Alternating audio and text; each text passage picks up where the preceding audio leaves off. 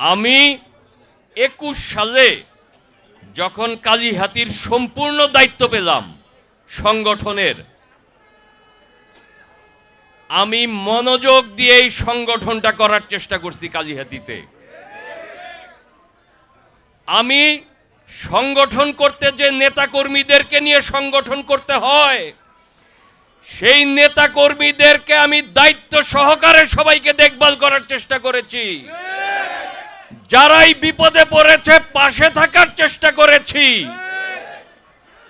আমার দায়িত্বটা একটু বেশি। এইখানে প্রতিবেশী হয়েছি কার?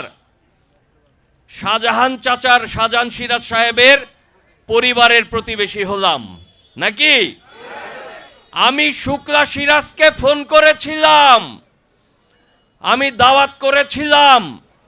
আজকে সে ঢাকায় আছে, আমাকে কথা দিয়েছে। আজকে আসতে পারে না, এই কারণে দুঃখ প্রকাশ করে আমাকে কথা দিয়েছে আমার বাসায় আমার সঙ্গে একদিন এসে ভাত খেয়ে সে দোয়া করে যাবে এই প্রতিবেশী হিসাবে।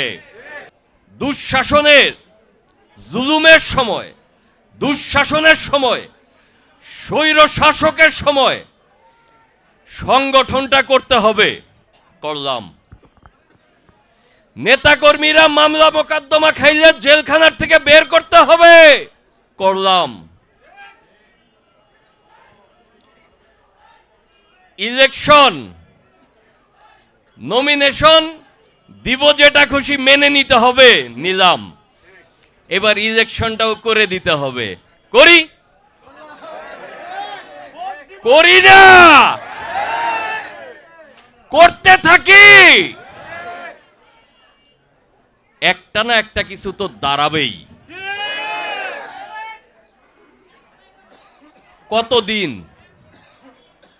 এই যে বাড়ি, যে বাড়ির কথার থেকে এই কথায় আসলাম, বাড়িটা কেন এত ছোট, এরকম একটা বাড়ি বানাইলাম? কারণ আমার মনের মধ্যে ছিল নির্বাচন করতে হবে, সেই নির্বাচন কালিহাতীতে থেকে করতে হবে। এইটা টাঙ্গাইলের বাড়িতে থেকে করেও হবে না, এইটা আমার পার্কি বর্গার বাড়িতে থেকেও হবে না।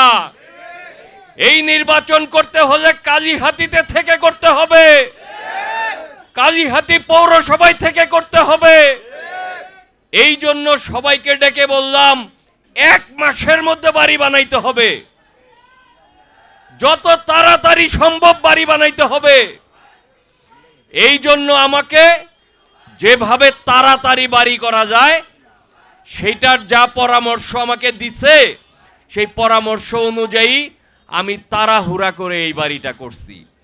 যদি ইলেকশনটা করতাম তাইলে হয়তো এই বাড়িটা আরো 15 দিন আগেই উদ্বোধন করে উঠা যাইতাম।